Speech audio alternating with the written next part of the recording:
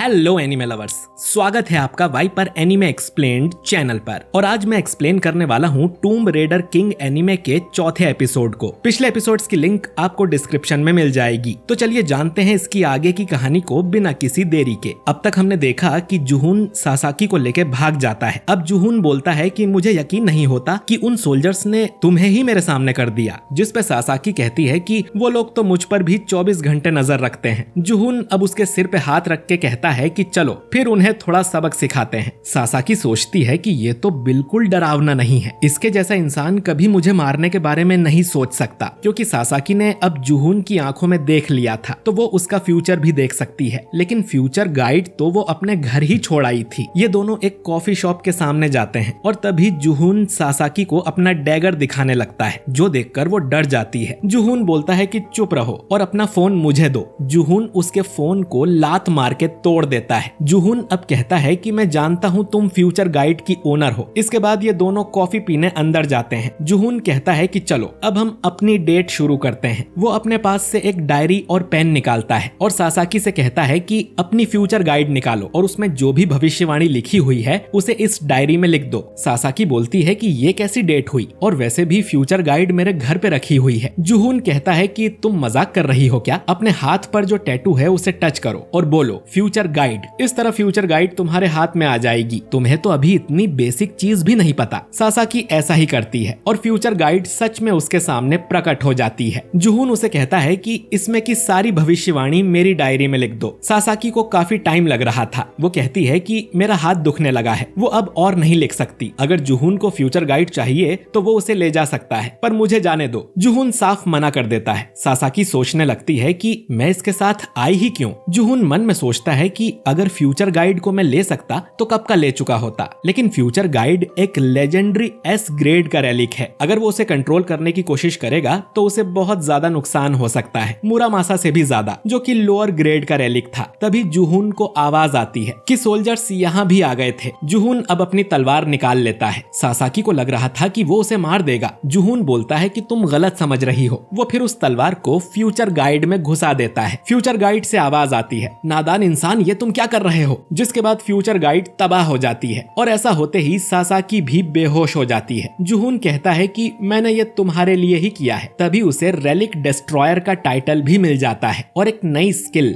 Giant Hunter भी unlock हो गई थी। तभी मोरी बाकी सोल्जर्स के साथ यहाँ आ जाता है और देखता है कि जुहून ने फ्यूचर गाइड को डिस्ट्रॉय कर दिया था। जो देख उसके होश उड़ जाते हैं। वो अपने सोल्जर्स को उस पे गोली चलाने को बोलता है, लेकिन तभी जुहून इनके ऊपर वो राइस केक वाला रेलिक फेंक देता है। इसकी खुशबू से इन लोगों को नशा होने लगता है और ये लोग इसे खाने के लिए आपस में ही लड़ने लगते हैं। और जुहून यहाँ से जा चुका था। वो प्लेन में बैठकर जापान से निकल जाता है। वो डायरी में लिखी भविष्यवाणी को पढ़ रहा था। उसे एक कोलोसल टूम्ब के बारे में पता चलता है, जिसने पूरी दुनिया को हिला दिया था और उसके अंदर से ढेर सारे रेलिक्स निकले थे। फिलहाल तो जुहून लास वेगास जा रहा था उस मिडास ऑक्शन के लिए, क्योंकि उसे पता था कि वहाँ TKBM का चेयरमैन केवॉन जरूर होगा। यहाँ आके वो सगवू से मिलता है, जो बताता है कि यहाँ 3 लोग हैं जिनका नाम JK है। तुम जिसे ढूंढ रहे हो वो इनमें से ही कोई एक होगा। जुहून पहचान जाता है कि केवॉन इनमें से ही कोई है। अगर ये यहाँ आया है इसका मतलब ऑक्शन में काफी अच्छे रेलिक्स की नीलामी होने वाली है, लेकिन इनमें कोई भी गॉड लेवल का रेलिक नहीं था। सगवू पूछता है कि तुम बोली लगाने वाले हो क्या? तुम्हें पता है ना कि मिडास में बोली करोड़ों से शुरू होती है? जुहून बोलता है कि हाँ मुझे पता है, और अभी मेरे पास उतने पैसे नहीं है। पर तुम लोग भूल गए क्या कि हम लास वेगास में हैं, जिसे कसीनो का शहर माना जाता है। यहाँ कोई भी रातों रात करोड़पति बन सकता है। दूसरी तरफ हम एक आदमी सीवू को देखते हैं, जिसे एक लड़की से पता चलता है कि फ्यूचर गाइड सच में तबाह हो गई है और वो लड़का सोल्जर्स को चकमा देकर वहाँ से भाग निकला और ये सब उसने अकेले किया था। मैं उसे ढूंढकर मार दूं क्या? तो सीवू बोलता है कि नहीं, अगर वो लड़का फ्यूचर गाइड को तबाह करने का दम रखता है तो हमें उसे अपनी साइड कर लेना चाहिए। वो हमारे बहुत काम आएगा। इधर जुहून को हर मशीन पर जैकपॉट लग रहा था, जिससे कसीनो वालों को उस पे शक हो जाता है कि वो कोई चीटिंग तो नहीं कर रहा, क्योंकि आज तक किसी के एक साथ इतने जैकपॉट्स नहीं लगे थे।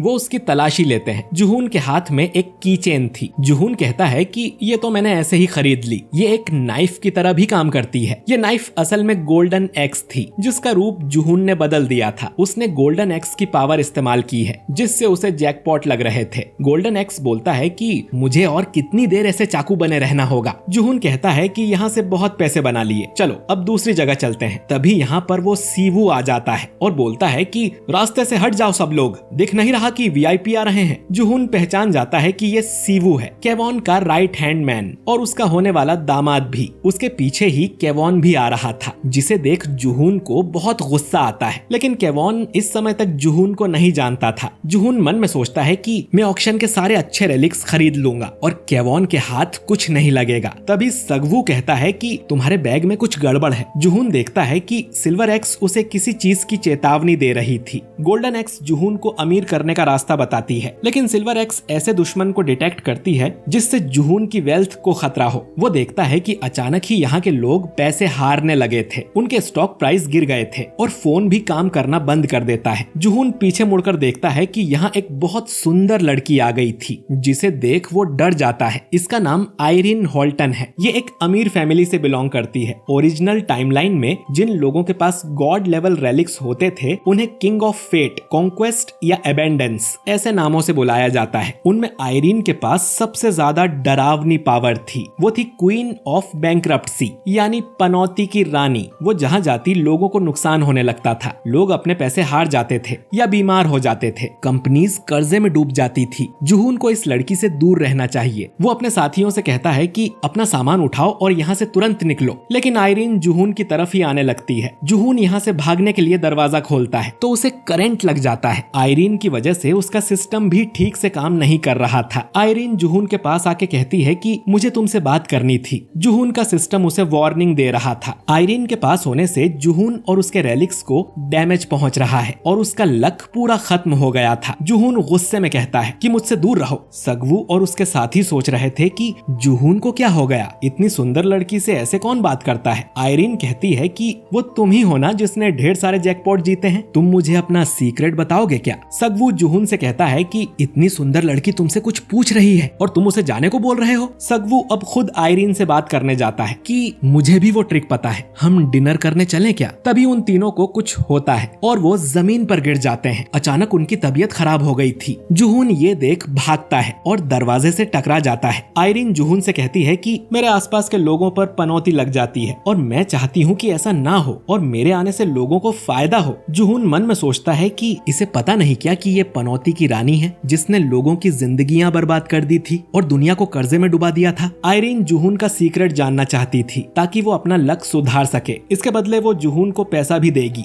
सिस्टम बताता है कि जुहून की टॉलरेंस स्किल एक्टिव हो गई थी। ये स्किल उसे गोली खाने के बाद मिली थी, लेकिन आयरिन के पास होने से ये स्किल अपने आप ही एक्टिव हो गई। यानी वो जितना टाइम आयरिन के साथ रहेगा उसकी टॉलरेंस की लिमिट उतनी ही बढ़ती जाएगी और उसके साथ होने से बाकी बोली लगाने वालों पर पनौती लग जाएगी, जिससे ऑक्शन में सब कुछ जुहून ही जीतेगा। जुहून कहता है कि मैं तुम्हें अपनी ट्रिक जरूर बताऊंगा, लेकिन अभी मुझे एक जरूरी मीटिंग में जाना है। मैं ऑक्शन हॉल की तरफ जा रहा हूँ, तुम चाहो तो मेरे साथ चल सकती हो। जिसके लिए आयरिन तुरंत ही मान जाती है। ये दोनों फिर मिडास ऑक्शन में जाते हैं। आयरिन की वजह से आधे लोग तो ऑक्शन से पहले ही भाग गए थे। केवॉन की भी एक फैक्ट्री में आग लग गई थी, लेकिन वो फिर भी नहीं गया। यानी आज के ऑक्शन में कोई ऐसी चीज है जो वो खरीदना चाहता है। आयरिन के बारे में जुहून ने जैसा सोचा था वो वैसी बिल्कुल नहीं थी। शायद उसे रेलिक्स के बारे में कुछ पता भी नहीं है। हो सकता है रेलिक उसकी मर्जी के बिना उससे अटैच हो गया हो। यानी क्वीन ऑफ बैंक्रप्सी भी एक समय अच्छे दिल की लड़की हुआ करती थी। शायद उस रेलिक ने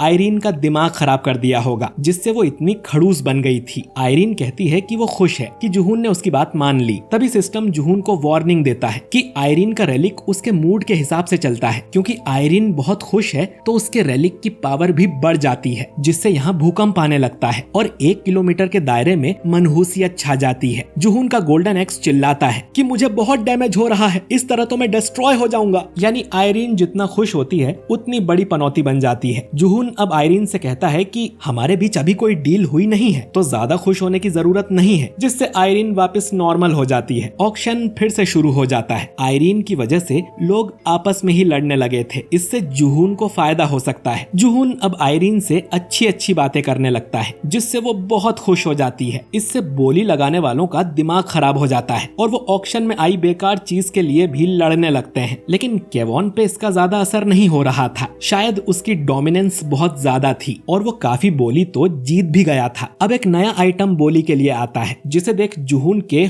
होश उड़ जाते हैं। इसका नाम था ट्री स्पेलिंग यानी ट्री ऑफ लाइफ, जो कि एक गॉड लेवल का रेलिक था और ये एपिसोड यहीं पर एंड हो जाता है। तो दोस्तों इस रेलिक को जुहून जीतेगा या कैवॉन, जानेंगे अगले एपिसोड में। वीडियो अच्छा लगा हो तो इसे लाइक और शेयर कीजिए और कमेंट करके बताइए कि आपको ये एपिसोड कैसा लगा। और अगर आप हमारे चैनल वाइपर एनीमे एक्सप्लेन्ड पर नए हैं तो हमारे चैनल को सब्सक्राइब करके बेल आइकन जरूर दबाइए। मैं मिलता हूँ आपसे बहुत जल्द अगले वीडियो के साथ। शुक्रिया।